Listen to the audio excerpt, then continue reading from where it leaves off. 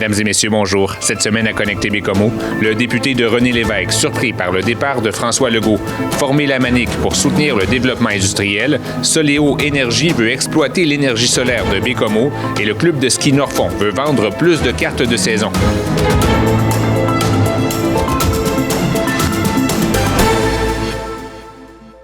Avec l'annonce du départ du premier ministre du Québec, François Legault, le 14 janvier, les derniers jours ont été bien remplis pour le député de René Lévesque, Yves Montigny, qui assure aussi les fonctions de président du caucus de la Coalition Avenir Québec. D'abord, on ne s'attendait pas à cette décision-là. Notre premier ministre qui décide d'annoncer de ne pas se représenter, puis qui déclenche une course à la chefferie, évidemment, ça bouleverse les Québécois, ça bouleverse les membres du parti, ça bouleverse aussi les députés. Alors, comme président du caucus, ça m'amène clairement dans une situation où j'ai beaucoup de discussions avec des députés. Les départs s'enchaînent à la CAQ. Le 18 janvier, la ministre des Affaires municipales, Geneviève Guilbeault, a annoncé son départ après la fin de son mandat. La ministre de l'Éducation, Sonia Lebel, a fait la même annonce le lendemain. Mais de son côté, Yves Montigny entend bien solliciter un deuxième mandat aux élections provinciales prévues en octobre. Vous savez, j'ai déjà annoncé ma volonté de continuer la vie politique. Alors, je suis engagé pour les citoyens de René Lévesque. J'ai toujours l'intention de maintenir cet engagement. La course à la chefferie de la CAQ a été lancée officiellement le 22 janvier, mais Yves Montigny se garde bien de se prononcer sur les personnes aspirant au titre de premier ministre en raison de son rôle de président de caucus. Je dois absolument, dans cette fonction d'officier, rester neutre. Je ne pourrais pas prendre parti pour un ou l'autre des candidats ou candidates à la course parce que mon rôle est d'assurer le fonctionnement du caucus pour assurer aussi l'unité du parti, mais aussi assurer la continuité des dossiers en cours auprès du gouvernement. Au terme de la course à la chefferie, le 12 avril, le Québec connaîtra l'identité de la personne succédant au premier ministre François Legault. La prochaine personne qui deviendra chef, donc premier ministre du Québec, pourra décider de refaire un remaniement ou de changer les personnes en titre dans les différents rôles. Donc, mon rôle de président de caucus a été choisi par François Legault et François Legault est toujours premier ministre. Il pourrait décider de le changer, mais c'est pas l'impression que j'ai. Je pense que je vais rester président de caucus, mais un nouveau chef ou une nouvelle chef pourrait décider autrement. De son côté, François Legault restera en fonction jusqu'à ce que la personne devant lui succéder soit officiellement élue par les membres de la CAQ.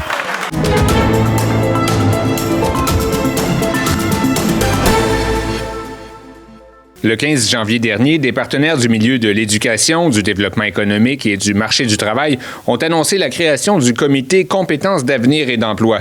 Leur objectif est de planifier la formation de centaines d'employés requis pour les différents projets industriels prévus dans la Manique. Si je voudrais avoir un mot-clé pour la conférence de presse, là, c'est du monde d'ici qui vont travailler ici, dans nos écoles d'ici. C'est aussi simple que ça. Notre comité, c'est ça. Que ce soit au cégep, au centre de service scolaire, que ce soit avec l'UQAR, que ce soit avec tous les centres de formation possibles qu'on a sur le territoire, si on peut offrir la formation pour que les gens, pas juste d'ici, les gens d'ailleurs puissent venir travailler ici, s'installer ici. C'est ça le but de notre comité. Des projets tels que le parc éolien de la compagnie Inergex, l'usine de production de nitrate d'ammonium de Hy2Gene et l'aquaculture de saumon d'Aqua-Boréal. Le développement économique prévu dans la Manicouagan va générer environ 600 emplois permanents et 2500 emplois temporaires pendant les différentes phases de construction, selon les estimations de la ville de Bécomo. Pour mieux définir la nature des postes à combler et leur nombre, le comité a mandaté la firme FCI Global qui doit rendre son rapport au printemps. On a fait une première étude d'analyse de main-d'œuvre en 2022. Mais les projets n'étaient pas suffisamment avancés pour avoir, l'analyse fine des profils de main-d'œuvre, puis des courbes d'embauche aussi, parce qu'il faut superposer ça dans le temps, là. Puis comme c'est des entreprises qui vont s'installer de façon permanente, on a besoin d'avoir une compréhension plus fine des profils de compétences que ces entreprises-là vont avoir besoin. Je vais vous donner le meilleur exemple, c'est du côté de Hy2Gene. Du côté d'Hy2Gene, on voit du nitrate d'ammonium, on voit de l'hydrogène, mais ce qu'il faut voir, ce sont des tuyaux. Et qui dit tuyau, dit soudage, tuyauteur, et ça n'avait pas été identifié la première fois dans l'étude. Alors pour nous, pour le Centre de service scolaire de l'estuaire et de la formation professionnelle, il est important pour nous de savoir très tôt quels sont les besoins, puisque comme on ne donne pas toutes ces formations-là, il faut demander l'autorisation au ministère. On a cette autorisation, il faut l'implanter, il faut s'installer. On peut compter entre, tu me corrigeras, entre 1 an et demi, 3 ans dans certains cas. Au niveau universitaire, il y a plein de choses à développer. Des fois, on pense que non, ça va être des compagnies qui vont être plus de niveau professionnel ou collégial. Sauf que on sait que ces gens-là vont avoir besoin de formation en gestion des ressources humaines, en santé, sécurité au travail, en intelligence artificielle. Vraiment, tout ce qui est formation de formateurs. Donc, nous, on peut vraiment venir développer ces choses-là. Et ce que je voulais ajouter, c'est qu'on a déjà des formations existantes qui peuvent convenir aux entreprises émergentes, mais aussi aux entreprises qui sont déjà implantées. Mais la force aussi d'un réseau comme celui des cégeps ou des universités du Québec ou des formations, c'est un réseau, 48 cégeps, on est capable d'aller chercher des formations ailleurs, de les délocaliser. Et je citerai l'exemple, par exemple, du domaine éolien. On n'a pas cette expertise ici, mais on est capable d'aller la chercher ailleurs et de la donner ici. On est déjà sur un projet dans ce domaine-là. Le comité compétences d'avenir et d'emploi reconnaît qu'il n'y a actuellement pas de certitude quant à la réalisation de ces projets industriels. Pour avoir déjà été dans le développement économique, quand les entreprises viennent s'installer ici, on a-tu de l'énergie? On a-tu des terrains?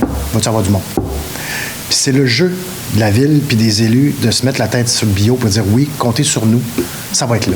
Si on n'est pas capable de fournir une main-d'œuvre, les entreprises n'iront pas s'installer. Fait que oui, il y a un gamble qu'on est obligé de faire. On n'a pas le choix. Et on a quand même attendu que les projets arrivent à certains seuils. Ils ont des blocs énergétiques, les avis environnementaux sont déposés. Je veux dire, on a quand même des indicateurs qui permettent de dire que les projets sont suffisamment avancés pour nous permettre d'entreprendre cette démarche-là.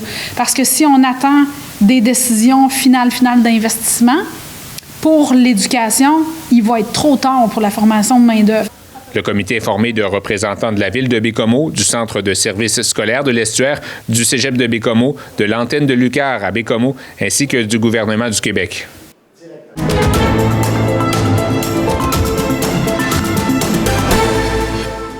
Le 19 janvier, le conseil municipal de Baie-Comeau a donné officiellement son appui à 3 projets de centrales d'énergie solaire. 4.1.2, appui de la ville de Baie-Comeau au projet de centrale photovoltaïque nommé Baie-Comeau 1, Baie-Comeau 2 et Baie-Comeau 3 et développé par Soléo Énergie Inc. Basée à Montréal, l'entreprise Soléo Énergie a jusqu'au 31 mars pour déposer une soumission à l'appel d'offres d'Hydro-Québec pour l'acquisition de 300 MW d'énergie solaire photovoltaïque.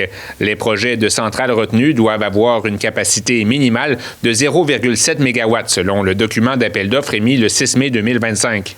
C'est avec la société d'expansion qui discute pour les terrains. Alors, on va laisser le promoteur et la société d'expansion. Mais comme ça a été mentionné, dans le cadre d'un appel d'offres Hydro-Québec, si c'est possible d'avoir un champ solaire à Baie-Comeau, je pense que c'est une bonne chose. Alors, c'est dans ce cadre-là que le conseil était d'accord d'aller de l'avant.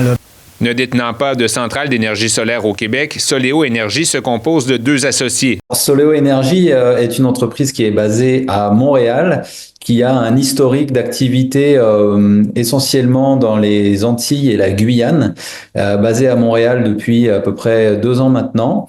Nous sommes 2 associés et nous avons beaucoup de partenaires locaux. Pour l'instant, nous travaillons avec ces partenaires, on va dire, en prestation de services, en attente des appels d'offres Hydro-Québec. L'entreprise a eu recours au service d'un prospecteur pour repérer des emplacements potentiels dans la province. En fait, Baie-Comeau, les sites qu'on a trouvés se qualifient très très bien sur l'ensemble des critères annoncés dans le cahier des charges d'Hydro-Québec. On a eu en plus une très bonne relation avec la ville de Baie-Comeau. Soléo Énergie se garde bien de fournir des informations précises sur la nature de ces projets en raison de l'appel d'offres en cours. Les projets choisis devront être raccordés au réseau d'Hydro-Québec au plus tard le 1er décembre 2029.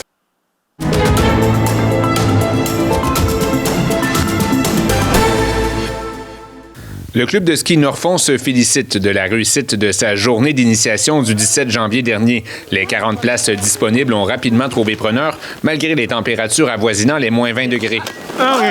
Fait qu'on peut dire que c'est un grand succès. Là, on est à 42 participants aujourd'hui là, pour notre événement, pour la première édition.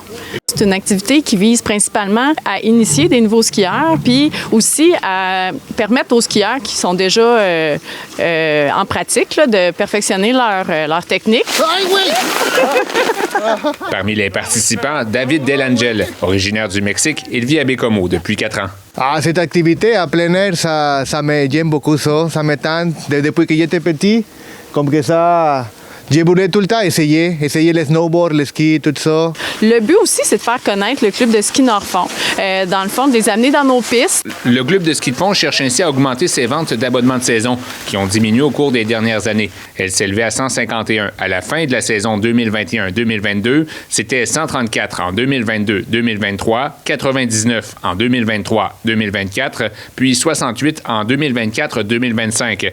En date du 18 janvier dernier, 110 personnes ont acheté des abonnements saisonniers. De telles statistiques ne sont pas viables à long terme, selon le président du club de ski Nord-Fond. Là, j'ai pas de boule de cristal. Là, je peux vous dire, compte tenu que c'est le seul financement, à moins qu'on trouve d'autres sources de financement pour l'exploitation éventuellement, pour l'instant, ben oui, ça peut mettre en péril éventuellement une diminution du nombre d'abonnements. Bien, on peut dire que dans les dernières années, ça a été un défi là, d'accroître notre membership. On essaie de se revitaliser un peu, de dynamiser la place là, pour être attrayant.